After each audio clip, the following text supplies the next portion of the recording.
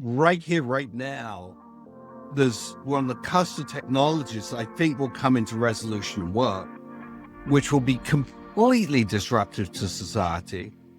And I don't think anyone's thinking about it. The second, third order effects are going to be dramatic.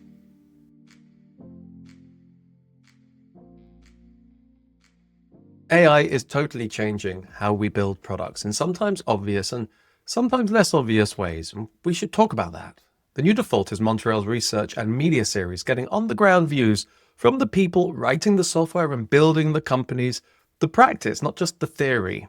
There are a lot of sensational headlines out there, but what the New Default does is find out what's really working and what's not working, what's difficult, what's easy, what's exciting. So we spoke to John Frankel from FFVC, who's been through all of those tech transitions, from the internet to mobile to cloud. Each one followed a predictable pattern.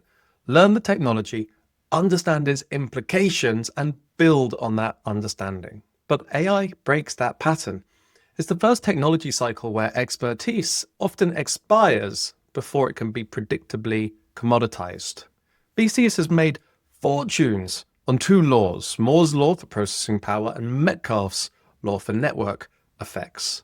Both are predictable curves that you can plan around, but these rules are no longer producing predictable signals. Moore's law told you as time went by, processing got cheaper and so was more available, or it got more capable at a given price point and you could do more. But you could look at that and plot Moore's, go, okay, at this point, we're going to have chips in cars. At this point, we're going to have chips in watches. At this point, etc. And Metcalfe's law is network effects. The bigger the network, the more valuable it is. There is no law that says if you put N number of smart people in a room and you give them M dollars to spend, then every months, they're going to invent something new. A lot of AI comes about from inventions. So transformer technology is a big invention and working our way through that. But there's no, I used to think that to solve something like self-driving, we needed a whole new invention that hasn't been invented yet. And maybe that was 2 months out, 2 years out, 20 years out, never, right? Because to spend independent number of bright people working on it, etc. And I think what has actually surprised me is we're getting enormous benefits from scaling. I think what I was trying to say is this AI wave is such that if you know everything today, that doesn't mean you know everything in 3 months or 6 months or a year, unlike our past technology. And so there definitely will be companies formed today on everything we know today that will be outmoded, but we really don't know where we are. And if you think of most technology development as an S curve, we don't know if we're this part of the S curve or we're this part of the S curve, which makes it fascinating, but also completely befuddling with regard to where the value will be over a 5 to 7 year period, which is what VCs tried to do. There have been periods in my life where I felt I really had a deep understanding of a problem and I couldn't articulate to people. No one else would understand this. So in 2007, I could see the economy was going to collapse. And I'm like, I just couldn't explain it to people. In early 21, like January, it was very clear to me we were going into lockdown and this was, what we feared in 2003 with SARS was going to actually play out with COVID. And again, you felt like you were an insane person. Right here, right now, we're on the cusp of technologies that I think will come into resolution and work, which will be completely disruptive to society. And I don't think anyone's thinking about it. The second, third order effects are going to be dramatic. And, so I'll come to autonomy. So self-driving cars.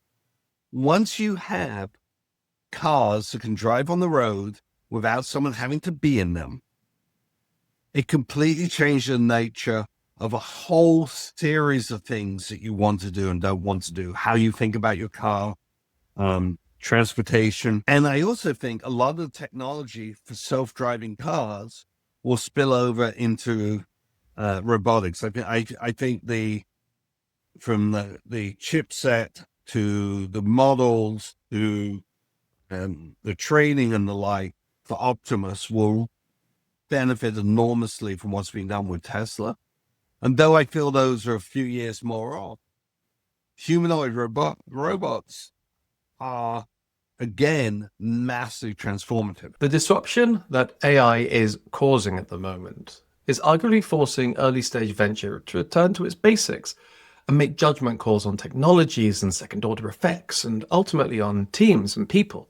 John's approach is to challenge the scarcity mindset. A lot of service businesses right now are panicking, understandably so. If AI makes developers 10 times more productive, do you need 1/10 of the developers? John argues not. He said the pie has never been fixed. No company has all the features it wants, all the capabilities that it could offer. Productivity doesn't shrink opportunity. It just expands what's possible. By reducing the investment needed, a lot of those long-tail tasks that just never really justified the effort now totally do. Again, this is zero-sum game framework. I think you turn to the customer. I mean, if the customer says, I just want a box that's blue, and that's it, right?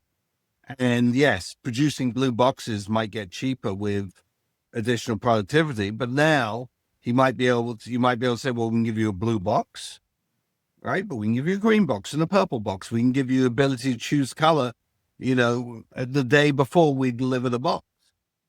We give you more capability, and you go, well, actually, that's even better for me. That helps me sell my end product better. And so I think there is the ability to deliver more enhanced product than before.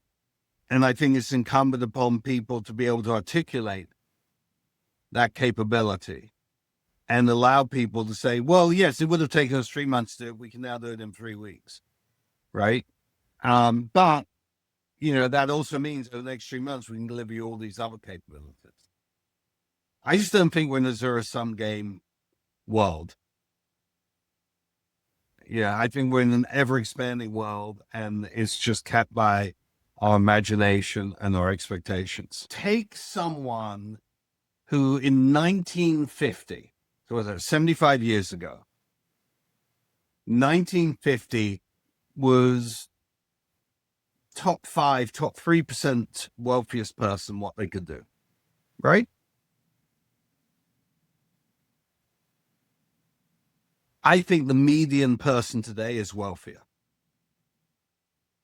If you go back another 75 years and compare someone in the top 3 to 5%, 150 years ago, and compare them to someone today, where would you have to go? The bottom 10%? The 10th percentile? The 5th percentile? The richness and capability that humans have access to today is enormous.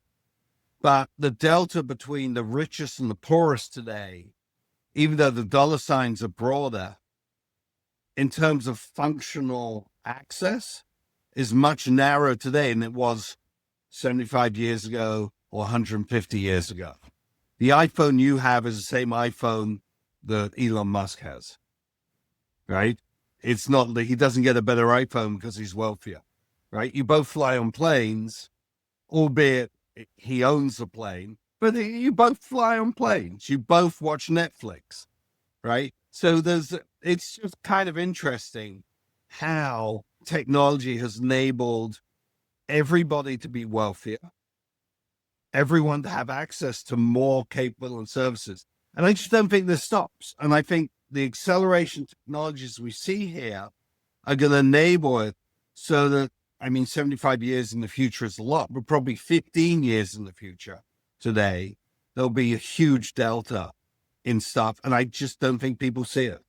I think people think in 15 years they're going to do the same things they do today, and I just don't think that'll be the case. Early stage venture is the most illiquid asset class. So if you're looking for liquidity, go somewhere else. But what it offers is uncorrelated, high multiple risk. On the companies that we do really well on, we are up 50, 100 times or more on the capital that's deployed.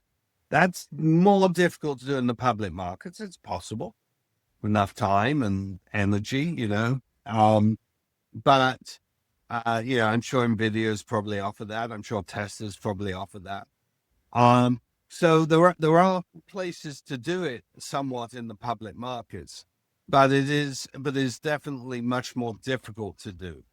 And so what I would, strongly recommend to our LPs is what you see are us investing in a basket of alpha. Each company is not correlated itself. It's all about how the company performs, not the market. And that builds up over time. And that's a unique add to any portfolio.